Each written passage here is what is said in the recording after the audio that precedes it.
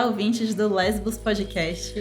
O seu entretenimento lésbico para os momentos de tédio. Eu sou Diana. Eu sou Bia. É bom a gente lembrar também que o Lesbos Podcast, ele tem uma transcrição que vai ser feita dos episódios, desse e dos próximos também. E a gente vai divulgar a transcrição através do podcastlesbos.wordpress.com para as pessoas que possuem deficiência auditiva conseguirem acessar os conteúdos dos episódios. E hoje a gente está aqui com Tâmara, nossa convidada de hoje. Se apresenta pra gente, por favor.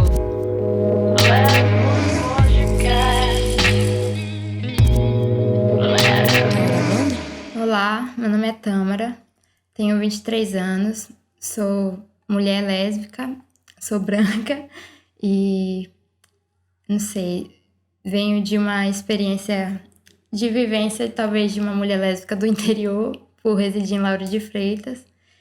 E é isso. E conta pra gente, então, como que foi o seu primeiro beijo com a mulher? O meu primeiro beijo com uma mulher, ele não foi aqui em Salvador. Na verdade, ele foi em Fortaleza, porque eu passei um tempo morando lá. Porque eu tenho uma parte da minha família que é de lá de Fortaleza.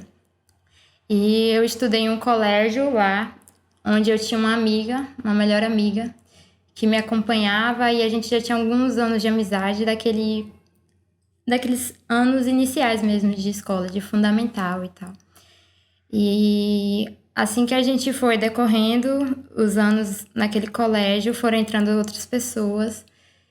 E apareceu um menino e completou o nosso trio de amigos. Aí ficou eu, essa minha amiga, melhor amiga, e um garotinho.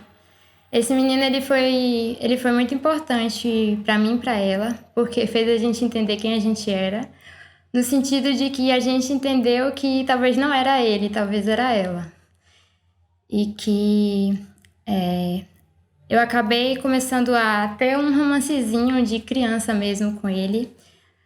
Acabou surgindo um interesse e surgiu a oportunidade, né? A gente criou a oportunidade de ter todo aquele cenário mesmo do primeiro beijo que aparece ali na adolescência, entre os 13 e 14 anos. E eu fiquei muito nervosa porque ele acabou, tipo assim, pedindo para poder ter algo comigo, e a gente, como criança, eu esperava que seria um beijo mesmo. E eu, muito nervosa, fui até ela pedindo uma orientação, porque acho que ela era um ano mais velha, só que eu não sabia direito. E ela eu perguntei a ela se ela poderia me ajudar com o primeiro beijo com ele. E ela acabou me levando até o banheiro. Gente, eu tô amando essa história. Eu também tô. Vem que eu te ensino, né? Peraí, você quer ver como beijar? Então, quer experimentar aqui? Exato. Pra poder me dar as orientações, né? Como seria me preparar mesmo pro primeiro beijo com esse nosso amigo. E aí eu lembro de uma fala dela que foi como ela perguntando se eu sabia o que era um selinho. Aí eu disse pra ela, prontamente falei, não sei o que é um selinho. Aí ela pegou, me deu um selinho e falou assim, isso é um selinho. Aí eu, entendi. E agora? E o beijo? Como é o beijo? A didática é impecável, gente. E prontamente também ela me deu um beijo. E esse foi o meu primeiro beijo. Só que a partir daí eu acabei meio que esquecendo mesmo como tinha sido meu primeiro beijo. Eu esqueci literalmente que meu primeiro beijo foi com uma garota, com uma menina. Eu só lembrei anos depois, porque eu tinha o costume de fazer anotações em diários desde muito nova, por influência mesmo de minha mãe, que me dizia que era legal. E aí, depois de um tempo que eu já me entendia enquanto mulher sapatão, eu fui ler esse diário e eu descobri que o meu primeiro beijo tinha sido realmente com uma menina. Então, isso, sei lá, acho que isso foi importante pra mim, me marcou de alguma forma.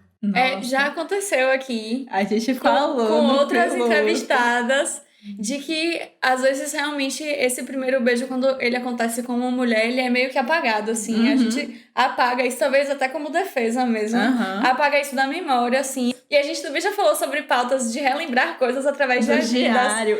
Porque a gente tava falando, a gente que é da mesma geração, assim, 20 e poucos, a gente tinha essa coisa do diário. Aí eu tava falando, eu tive um diário que eu escrevi coisas da minha descoberta sapatona, mas que eu joguei tudo fora. Eu morria de medo que as pessoas encontrassem. E aí, tipo, a gente já teve outras histórias aqui assim também. Gente, eu já falei. Alguém vai cuidar aí de fazer um arquivo de diários das sapatonas, porque tem muita coisa. Mas é bom também ver como é importante, né, a gente ter essas coisas anotadas assim. Até porque eram coisas que a gente não lembra e quando a gente pega, a gente vê assim, gente, olha isso aqui, já passava por isso nessa época aqui. Eu acho que, tipo assim, pra mim também foi muito difícil. Eu não tenho o diário, mas depois de um tempo eu tive essa lembrança do que eu fazia com aquele diário. Eu lembrei muito desse dia, assim, que foi um dia muito marcante pra mim, que eu tinha escrito, assim, que eu tava meio sentindo alguma coisa, assim, diferente pra uma menina do colégio. E aí eu fiquei tão nervosa com aquilo que depois eu falei, nossa, eu vou rasgar, joguei tudo fora, assim. Mas é muito isso, né, de, tipo, primeiro que a gente não sabe muito bem o que é, a gente já falou aqui super nos outros episódios de como que na nossa infância a ausência de referências faz a gente realmente ficar num lugar de invisibilidade lésbica, né, eu já contei aqui a história de tia sapatona que ninguém falava que era sapatona, nem ela trazia aquilo como um rótulo, já que a família pressionava tanto. A gente vai criando formas de silenciamento, né? Às vezes até dentro da gente mesmo, assim, né? Umas repressões muito loucas. Sim, é a tal da heterossexualidade compulsória. Absolutamente. Absoluta, é. Eu, inclusive, já fui loira de cabelo na cintura. Eu também. Quem nunca foi loirodonto? Loirodonto, em minha defesa, loirodonto eu nunca fui. Eu só tive cabelão. Mas aí já são as outras nuances, assim, né? Porque, tipo, feminilidade também nunca foi muito meu forte. Apesar de, às vezes, ter aparecido pra mim como uma ferramenta meio de tentar me esquivar do rótulo ali na adolescência, né? Num momento mais... de aceitação. Eu acho que no meu caso era mais um lugar mesmo de tentar me colocar em algum canto, porque eu me sentia fora de todos os grupos, né? Tipo, as meninas da minha escola eram muito meio que patricinhas e ficavam num outro lugar dentro dessa perspectiva de circular na cidade e ocupar determinados espaços. E aí eu acho que isso foi uma forma de eu tentar, sei lá, me encontrar, sabe? Já que eu não fazia parte de grupo nenhum, deixa eu ver aqui se eu consigo me encaixar nesse. Aí botei o cabelo loiro e usava cabelo na cintura. Mas aí também é isso, esse rolê da heterossexualidade compulsória também. Exato. E tudo também tem a ver, assim, eu acho que muito do a gente performar uma feminilidade em determinada e a heterossexualidade em determinado momento tem a ver também com o medo que a gente sofre de não ser amada, né? Porque a mulher a gente foi construído muito essa ideia. Sessão da tarde, pelo amor de Deus, né? Você tem que ser ali aquela menina legalzinha. Ainda tem que ser você não sabe se você quer ser a garota malvada, se você quer ser a emo que fica lendo livro na biblioteca. São esses estereótipos, essas caixinhas que eles jogam a gente. E sempre é com um parceiro do seu lado, né? Se você olhar todos os filmes adolescentes, quase todos, né? Especialmente na época da gente de adolescência, eram em torno dos relacionamentos heteronormativos, heterossexuais. As meninas sempre tinham um parceiro ao lado delas e as histórias normalmente eram construídas em torno desse relacionamento. Até pra validar ela enquanto indivíduo. Eu não sei se vocês já assistiram aquele filme 10 Coisas que Eu Odeio em Você. Sim. Que tem uma personagem que ela é perfeita, ela é maravilhosa. Ela tem algumas problemáticas, né? Porque do contexto dela de menina branca, dos Estados Unidos e tal.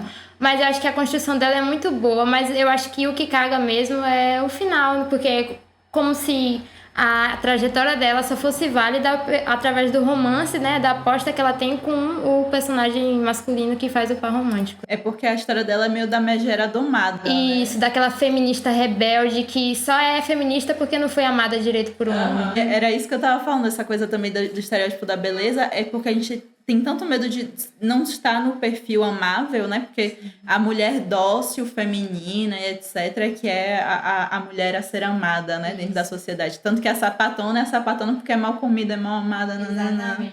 Então, eu acho que tem muito essa coisa de performar, às vezes, a feminilidade e a heterossexualidade dentro desse sentido. E eu tô trazendo isso pra provocar porque eu acho que você foi a primeira sapatão feminina que chegou aqui, assim, né? Que performa, assim, né? Eu até tava conversando com minha namorada agora no restaurante, que a gente tava lá, e eu falando como foi a minha relação com a feminilidade. Porque eu acho que uma das primeiras coisas que eu aprendi enquanto, tipo assim, formação de personalidade foi aprender a cuidar da minha aparência física. Aprender a pintar unha, aprender a me maquiar. Com 13, 14 anos eu ia todo dia maquiada pro colégio. Eu aprendi a fazer meu cabelo muito cedo e fazia sozinha. Então, tipo, a feminilidade, ela sempre foi presente na minha vida e na minha formação mesmo, enquanto indivíduo. E aí chegou minha adolescência, que eu tive contato com outras experiências, que foi o momento também que eu descobri, digamos assim, a militância, entre aspas, que era muito aquela militância liberal, de textão de Facebook e tal. Que foi um momento também que eu entendi que eu poderia... porque enquanto eu performava a feminilidade, eu tinha um lugar, que era uma validação, que era a minha aparência física. E aí, depois que eu conheci a militância, que com, sei lá, eu tinha 14 anos, eu me jogava nos atos sozinha aqui na 2 de julho. Eu ia, tipo, sem conhecer ninguém, fazia amizade no meio dos atos. Lembro até um que teve que foi pra derrubar o Cunha. Acho que, eu não lembro qual foi a PL, mas era acho que era relacionado à descriminalização do aborto. E aí, depois desse contato que eu tive com a militância, eu quis entender meu local no mundo. E a partir disso, eu comecei a questionar tudo o que me envolvia, no que eu fazia parte. E acho que a feminilidade, a minha feminilidade, ela passou por isso. Aí, a partir dos meus 14, 15 anos, eu entrei naquela questão de parar de performar a feminilidade para poder... Porque eu achava que talvez, assim, os meus pensamentos seriam mais válidos do que minha própria aparência, né? E eu seria, então, uma sapatona de verdade, né? Aí teria aquele selo, assim, de sapatona real, raiz, sabe? Aí eu parei de me depilar, eu cortei meu cabelo bem curto, eu virei vegetariana, vegana, entendeu? Então, eu também quis entrar em todos os estereótipos que eu achei que talvez mudariam, não sei, a minha perspectiva ou então a forma como as pessoas me viam. E aí eu passei bem uns 5 anos nessa vibe, assim. E eu também tinha o pensamento de que eu era mais feminista, de que eu era mais sapatona do que outras meninas e tal. Só que nesse meio tempo que eu comecei a deixar a feminilidade de lado, eu percebi que a minha autoestima estava muito atrelada à feminilidade. E eu me sentia mal comigo mesma, da mesma forma que eu não me sentia, tipo assim, encaixada. Eu não tô dizendo que dentro da feminilidade eu me sinto abraçada. Eu sei por que uma mulher passa um batom na boca, sabe? Eu sei o que significa pra uma mulher fêmea, tipo assim, passar um blush, por que isso chama atenção, sabe? Tem toda uma questão que também é biológica, assim, machista, patriarcal. Só que é diferente, na minha opinião, uma Tami de 23 anos hoje saber disso, dessas questões com a feminilidade, do que uma menina de 13, 14 anos tá lá se hipersexualizando e trazendo isso como centro da sua vida, entende? E a minha relação com a feminilidade, eu não vou mentir, é bem complicada. Mas eu tentei também outras vias e realmente também não me dei bem, tive a minha autoestima abalada, então eu achei melhor. Eu também não me reduzi para tentar me encaixar em outro padrão que eu achava que era o correto só porque eu vi a maioria das minhas amigas sapatonas fazendo. E tentei assumir uma personalidade que realmente me fizesse plena e feliz. E hoje em dia, mesmo performando, mesmo tendo esse cabelo comprido que faz muito calor em Salvador, eu realmente me sinto bem comigo mesma e entendo que eu sou uma mulher sapatona de verdade. E é sobre isso, porque a gente tem que estar feliz com a nossa imagem, com quem a gente é. Eu acho muito legal a gente trazer isso, porque parece que tem uma coisa assim... Eu sinto muito... Não que não seja válido, eu acho que é muito válido a gente experimentar todas as possibilidades do nosso corpo. Eu sinto muito isso dentro de casa, tipo, quando eu comecei a cortar o cabelo mais curtinho, minha mãe surtou. O maior pesadelo de minha mãe é a minha desconstrução de feminilidade. Eu sinto como o momento que eu performei aquilo era o cristal dela, assim, né? E aí, esse processo também de me permitir e me vendo de outras formas foi essencial para eu desconstruir essas outras coisas. E não é como se, meu Deus, nunca mais vou querer performar. Eu acho que é sobre isso, é você ter autonomia do processo, é você entender o que é o processo. Eu tenho certeza que em outros momentos em que eu performei feminilidade não foi algo pensado. Talvez até fosse como uma estratégia, né, como eu comentei, mas não de entender dentro do sistema que a gente está, qual o impacto disso, né? E eu acho que quando a gente tem a consciência, a gente usa isso de uma forma, né, digamos, ativa, é mais interessante, né? Então, acho massa. Até porque não tem regra também, né? A gente não tá aqui pra cagar regra de sapatão. Se só é sapatão se deixar o pelo crescer, se só é sapatão se usar o cabelo curtinho. É isso, não. Você é o que você é, como você se sente bem, da forma que você consegue, enfim, ser, sabe? E é isso. Eu também tive problema com essa questão do cabelo. Inclusive, isso é um problema até hoje na minha casa. Eu passei quase 3 anos usando cabelo bem curtinho, raspava assim na lateral e a parte de baixo. E toda vez que eu raspava, gente, 3 anos raspando o cabelo, 3 anos, toda vez que eu raspava, porque raspou, tava ficando tão bonito, crescendo, já tava enchendo de cachinho, tava tão bonito. Aí na pandemia eu enjoei do meu cabelo curtinho, falei, não, agora eu vou deixar crescer, vai ficar grandão, também pra ver como ele é cacheado. Porque dentro desse processo heteronormativo eu também alisava o cabelo. Então, eu passei dos 12 até os 20 e poucos anos alisando o cabelo. E nunca usei meu cabelo grande cacheado. Então, eu não sei como é meu cabelo grande cacheado. Então, agora vou tentar, né? Porque, é uma crise existencial a cada mês, assim. Todo mês eu olho no espelho e falo, gente, tá na hora de cortar esse cabelo. Aí, um dia depois, não, calma, já chegou até aqui, vou deixar mais um pouquinho. Vai rolar. Mas, assim, uma coisa que eu acho massa disso que eu tava comentando é porque tem isso, né? Quando você é validado, quando o meu cabelo começa a crescer, lá em casa já começa, ai, tá lindo, o cabelo pode estar parecendo não sei lá o quê, mas tá lindo porque tá crescendo, né? Então, surge aquela esperança e você é mais aceita por uma imagem. E até você mesma, às vezes eu me pego pensando, pô, será que eu não vou deixar ele crescer? E aí eu penso assim, que talvez a imagem que eu tenha de mim, né, querida aqui, esteja relacionada com essa imagem de quem eu... Qual é a imagem que eu passo quando eu performo, eu tenho... Não sei nem se chega a ser o performar a feminilidade, é também o que as pessoas atribuem ao feminino, né? Aquelas nuances da feminilidade. Às vezes você não performa a feminilidade em sua forma mais pura, mas só de ter aquelas nuances, aquele cabelinho assim, um pouquinho de maquiagem, todo mundo parece que se alegra, sabe? Parece que você tá voltando pro bom caminho, entre aspas. É tipo assim, ó, tá não linda, todo mundo te elogia. Você passou um lápis de olho, deixou o cabelo crescer um pouquinho, pronto. Linda. Meu Deus, como você tá linda hoje! Que cabelo bonito! A minha relação com minha mãe melhorou depois que eu voltei a performar a feminilidade. Isso é visivelmente, você consegue perceber.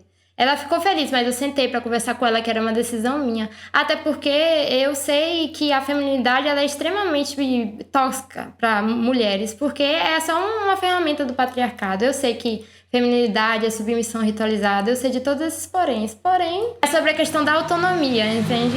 Exatamente. Mas é importante a gente saber e também é importante a gente ter autonomia pra decidir o que a gente quer fazer com o nosso corpo. E aí, quem sabe, de repente, amanhã não raspa a cabeça porque me deu vontade. Eu passei acho que uns 2, 3 anos carequinha também. Quando não era careca, era um cabelo mais compridinho, mas pouca coisa, assim. E é essa questão mesmo. Mas outra provocação que eu queria trazer a partir dessa questão do performar a feminilidade é o lugar da validação, eu não sei, assim, pra você, mas pra mim, quando a gente chega não performando a feminilidade, já tem... Você pode até não, sei lá, você pode ser bi, não tá performando a feminilidade, você já tá ali no estereótipo da sapatona, né? E aí eu acho que também pode ser que aconteça com alguma frequência o contrário com você, né? Acontece, me confundirem com uma menina heterossexual, que é a pior coisa do universo, entendeu? É você ter macho ao seu redor achando que ele tem direito sobre o seu corpo, entendeu? Então, realmente é o preço que a gente paga por performar a feminilidade. E ainda deve rolar aquele fetichizão quando você ainda fala assim, tipo, não, sou sapatona. Sim, porque a questão das meninas que não performam é toda aquela questão mesmo da marginalização, de não serem o objeto entre aspas, né, de desejo. E a questão das meninas que performam é justamente o contrário, é você ser objetificada, é você ser assediada, né? E enquanto mulher sapatão e você tem aquela performance, aquele visual, né, de mulher dentro do padrão, você acaba sendo, como eu posso dizer, um troféu que eles querem alcançar. Aquela mina lésbica feminina que eles têm desejo, mas que eles nunca vão poder ficar, entendeu? E tem uma outra questão também que aconteceu comigo, que é no sentido de... como eu tive um momento na minha vida que eu segui a heteronormatividade compulsória, eu me relacionei com vários homens. E dentro desse contexto de me assumir enquanto mulher lésbica, e performar, de certo modo, a feminilidade, vários desses homens que eu tive contato no passado se acharam no direito de me convidar para a homenagem. Eu recebia várias mensagens no meu Instagram de ex-paquera, assim, homens que eu já tive algum tipo de relacionamento antes, de me chamar, mostrei uma foto sua pra minha namorada, a gente tá interessado, e aí, tipo, como se, sabe? Você virou agora um fetiche mesmo. Mas é porque, tipo, os caras, eles têm que arranjar uma forma de colocar o corpo da mulher à disposição deles, né? Tipo, não tem forma de passar ileso. Ou então de fazerem deles próprios o centro das atenções, entendeu? A nossa sexualidade enquanto mulheres sapatão gira em torno de satisfazer o fetiche deles. E é tanto assim, essa coisa, tipo assim... Eu fiquei pensando, quando você falou, eu fico pensando, o que é que passa na cabeça de um cara desse, né? Eu fico pensando, não, se ela se assumiu sapatão agora, mas ela ficou comigo, é porque então eu era o bonzão, né? Então eu vou chamar ela pra o quê? Pra dar o melhor que ele tem, que é a homenagem. Né? Não, gente, tipo assim, machos apenas morram. Se algum homem chegar a ouvir esse podcast, eu acho que não é o público-alvo, mas se algum ouvir, pelo amor de Deus, não chama sapatão pra fazer homenagem. Aí os A gente não gosta disso. Pelo amor de Deus, eu imploro. É o cúmulo da lesbofobia. Para com isso. Cúmulo, E caras também que vieram me mandar mensagem se achando no direito de dizer o que era bom pra mim e o que não era. Tipo assim, mas você tá se relacionando com mulher e você não acha que tá faltando alguma coisa nesse relacionamento com mulher? Porra, vai se fuder, brother. É assim, sabe? Sim, faltando o vazio que vai ter quando você sair da minha vida. Sim, porque a pica, ela muda tudo, entendeu? Não, é tipo assim, como assim? Você já experimentou um pênis e agora você não quer mais pênis? Como assim? E você não vai sentir falta de pênis? Qual é essa doença? Psicológica? Freud descobrindo que não era o pênis que faltava na mulher agora. Mas é total, né? Eu fico pensando, eu fico nas ondas assim, eu fico pensando, gente, se macho soubesse como era bom a tesourinha, nossa, eles iam o pai ia murchar na mesma hora. Não, filho, chega, acabou. É isso aí, é soberania da sapatona, respeita a sapatona de qualquer forma, a gente tá aí. E acho que a ideia do podcast é realmente essa, a gente trazer essa diversidade de expressões, né? Da realidade das lésbicas. E da gente mostrar um pouquinho da realidade aqui de Salvador, né? A gente estava conversando como ainda é difícil pra gente achar conteúdos feitos aqui no Nordeste, aqui em Salvador, né? Pra gente, pra esse público. Então, queria agradecer, Tamara, por você ter vindo aqui compartilhar sua história. Eu que agradeço. Obrigada a vocês pelo convite. E é isso, a gente fica por aqui. Fiquem atentas ao próximo episódio. Até a próxima, sapatão no topo, caralho! Caralho, não, buceta! Lembrando que o Lesbos Podcast tem apoio financeiro do Prêmio Cultura Palma da Mão, Programa Aldir Blanc Bahia, Secretaria de Cultura, Governo do Estado da Bahia, Secretaria Especial da Cultura, Ministério do Turismo e Governo Federal. Nos vemos no próximo episódio. Tchau! Lesbos Podcast.